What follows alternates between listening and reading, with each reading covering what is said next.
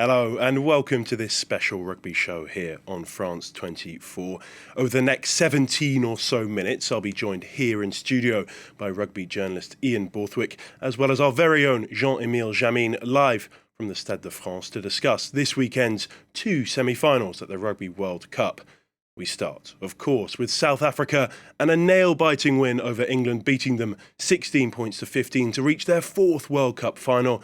A late Andre Pollard penalty, just enough to win it for the defending champions. We can cross to the Stade de France now, where our reporter Jean-Emile is standing by. Jean-Emile, how did the Springboks get the better of England today, just about edge past them? I'm still trying to work that out, Leo. It was just incredible, and all the credit in the world must go to Steve Borthwick and his men. They pushed the Springboks every inch, and it was literally only through that boot of Andre Pollard that they got the job done, the Springboks in the end. To a man, everyone in that England defence can be absolutely proud. Maro Itoje, Courtney Laws, Joe Marler, these guys had some of the best games that they've had in years.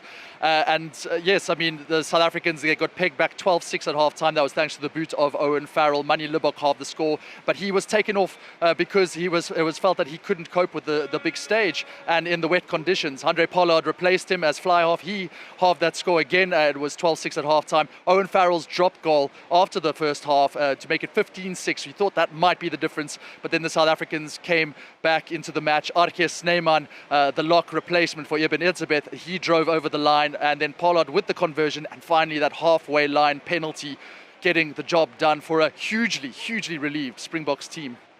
Well, we're going to stay with Jean-Emile throughout the programme. He's trying his best not to get wet at the Stade de France. I'm delighted to say that I'm joined in studio now by rugby journalist Ian Borthwick. Ian, another close game for South Africa, winning by a point for the second consecutive week. It feels like they just don't know how to lose this side at the moment. They don't know how to lose, possibly, but I think they were very lucky this evening. I think they looked very flat physically. You said they lost by 1 point last week, and from tonight's performance, it looked like they left a lot of juice out on the park last week, that they had at no stage could they play with any urgency and any of the collective control that the All Blacks, for instance, showed the night before. There was just one brief glimmer of a possible try, a possibility for South Africa in about the 50th minute, and until Snyman scored that try, they really never looked like scoring a try. So I think for South Africa, they don't know how to lose, but they were very lucky to win this. Interesting, Jean-Emile mentioned Pollard coming on after about 30 minutes, replacing Manny Libbok. It's been a bit of a talking point for that South African side, points left out on the field.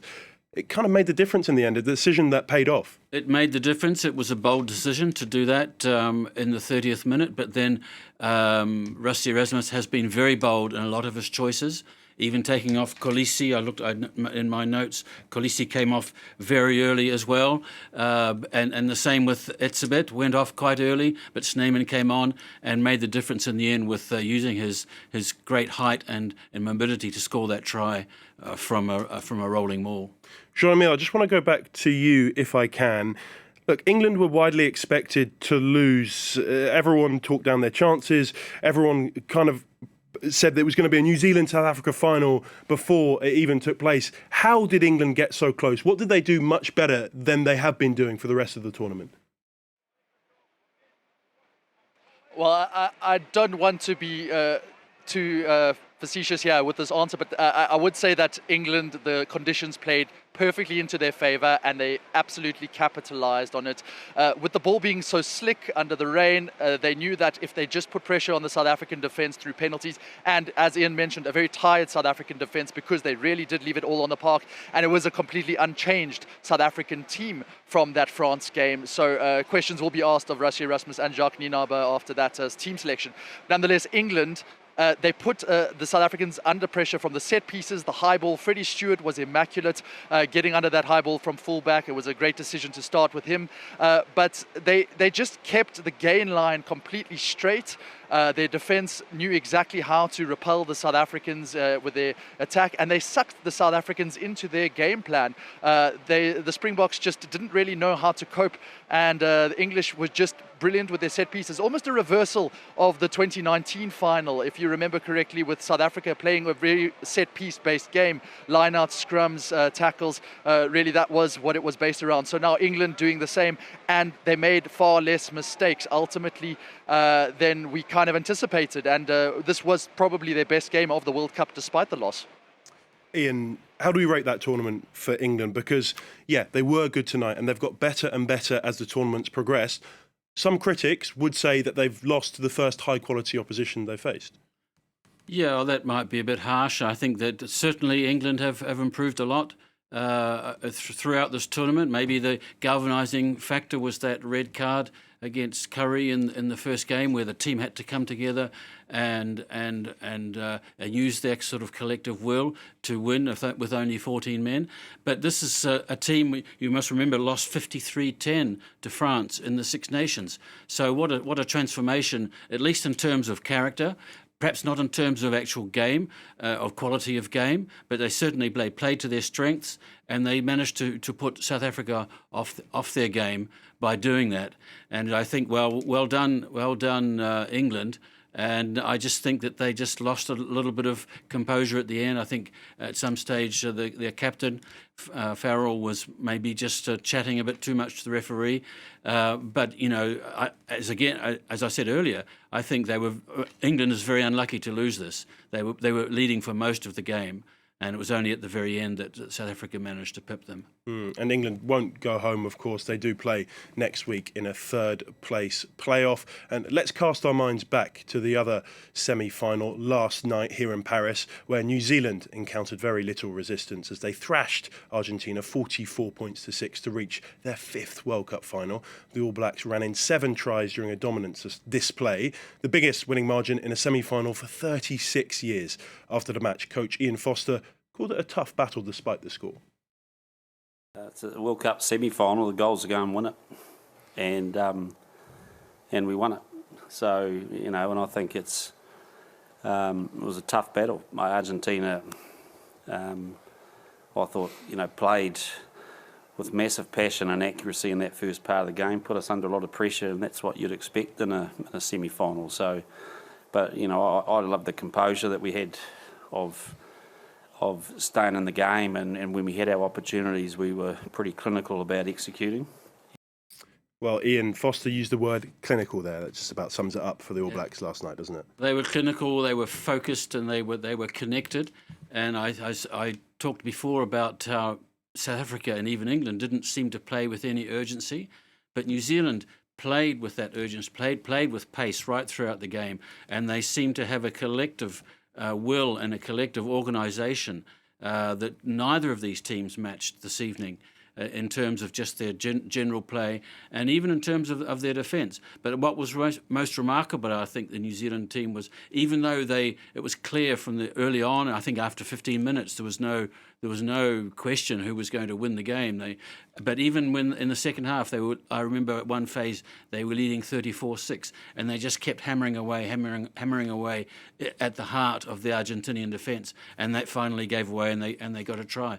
But it just shows that I think that commitment to their game and commitment to the I think the collective control and collective mastery that they have at the moment, which was very impressive last night from New Zealand. And the All Blacks have got better and better as the tournament has progressed. Of course, they lost that first game against France. Much was made of that, but, you know, look who's in the final. Where have they improved since then? How have they kind of honed their skills since that opening loss? They've honed their skills in their defensive organisation. They've honed and also the way they've changed their defensive system, no longer defending man on man, but defending more like a zone system and defending the ball. And that was remarkable against Ireland. I think that showed against Ireland, and it showed also against Argentina, although Argentina posed different problems to New Zealand. And they've improved. Their scrum is now settled. They've got their props all looking. They've got 6 props who could all play in a World Cup final, and on top of that, they've got their their attacking game, where they've been able to fine-tune the fine lines and margins of their offloads and their transmissions and getting people into space. And that we saw that last night with Will Jordan, who's in sparkling form, and I think leading the rest of the team in the way he finds space and can benefit from it to score 3 tries in a game like that. Jean-Emile, let me bring you back into the conversation. You were at the match last night. We have to talk a little bit about Argentina. As I say, the biggest loss in the semi-final for 36 years. It's not a great look for World Rugby, is it, to have such a lopsided semi-final? No, and this was always the case ever since that draw was made 3 years ago. And World Rugby will have to look at itself, because we wanted those quarterfinals like we saw between Ireland and New Zealand and France and South Africa. We wanted those to be semi-finals, at least the quality. Quite happy with this England-South Africa game because it went so close to the wire, but Argentina just didn't show up. Michael Shaker will be scratching his head because they really are better than that. They have showed in several occasions. I mean, they beat the All Blacks 25-18 in Christchurch back in 2022. That was just last year. So they do have it in their locker. But you saw even the likes of Lavanini coming off. You didn't see Julian Montoya making anything of the scrums. It was just a team bereft of confidence and devoid of any kind of creativity or imagination. But again, credit to the All Blacks, because you saw the way they scored their tries. Shannon Fritzl, a flanker, driving over, or Aaron Smith darting through as a scrum half, and then Will Jordan, who was the second Kiwi All Black since Jonah Lomu in the 1995 World Cup to score a hat-trick in the semi-final. The quality on show, obviously, from the All Blacks was sensational, but Argentina were nowhere near good enough on the night, and World Rugby really has to change its ways ahead of Australia 2027. Yeah, and it's interesting to see if they will change the systematic draw. The draw, of course, at the moment done 3 years before. There's been a lot of talk about that being made a lot closer to the tournament. But for this year, we now know, of course, the final lineup. South Africa will take on New Zealand for the right to lift the famous Webb Ellis Trophy.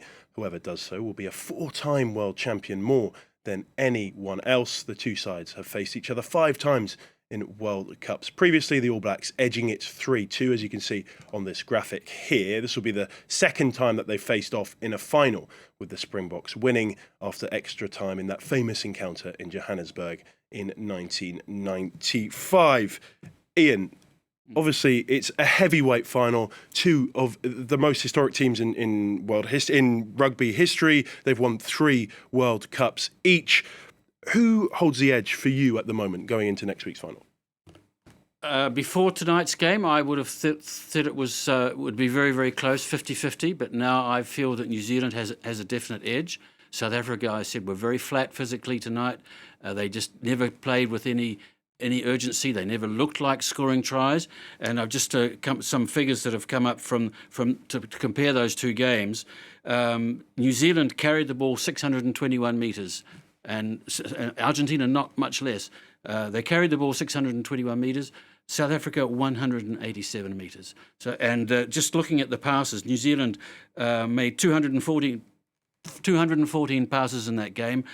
South Africa 66. So that's a contrast in styles. It's going to be an opposition of styles. Can New Zealand, with their running game, with their speed, and the finesse of their backs, can they take on the South Africa, who have been, up until tonight at least, extremely impressive in their general game and in the physical pressure that they apply on their opposition? I mean, the semi-finals, there couldn't be more of a contrast. South Africa have had to go to the wire again, battling right to the 80th minute, whereas New Zealand, at times, it did look a bit like a training match yesterday. They'll also have an extra day of rest. Of course, they played on Friday, Saturday, South Africa today on Saturday. How much will that play into it next week? I think that the extra day of rest won't be that much difference. I think that everybody will be. It's a World Cup final, and these, as you said, are the two traditional historic heavyweights of world rugby. And New Zealand will be thinking very strongly of that record defeat they suffered at the hands of South Africa just a few weeks ago, or at 35-7 at Twickenham. And they'll also be thinking, I think, of the 95 final in that historic context, which perhaps we haven't got time to go into here, but that historic context and the New Zealand team having been poisoned a few days before the final, all that's going to come out. A lot of All Blacks still remember that with a great deal of bitterness, despite the fact that they were able to perhaps play a role in something historic happening for South Africa and Mandela. So there's none of that context this time. It's going to be a pure rugby opposition between the All Black style and the South African style. And I just think, as you asked me the question, I think New Zealand have got a slight edge. I just want to finish by asking you about Ian Foster, New Zealand head coach. It will be his last game as coach of New Zealand. He'll be replaced by Scott Robertson. He's received a lot of criticism over the last 3 years, some of it fair, some of it perhaps unfair. If they do it next week, if he goes out on top by winning it, how will his tenure be regarded back home in New Zealand? Well, it'll be of a miracle, because I think this is. I don't think this team is as good as, for instance, as the 2015 team.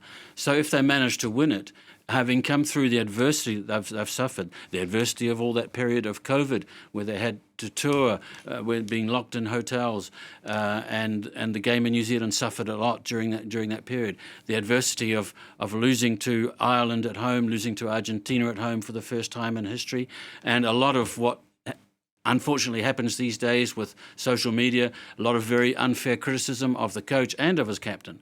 So it'll be a sort of a revenge, if you like, for both Foster and Kane, if that were to happen. And if he were to win it, obviously he would be regarded as a very successful All Black coach. Well, we'll have to leave it there. Thank you very much to Ian Borthwick for joining me in studio. And of course, Jean-Emile Jamin live from the Stade de France. Just a reminder to join us next Saturday at 11:10 Paris time for our rugby show, which will follow the 2023 World Cup final. Thank you very much for watching, and stay tuned for more news in just a few minutes' time.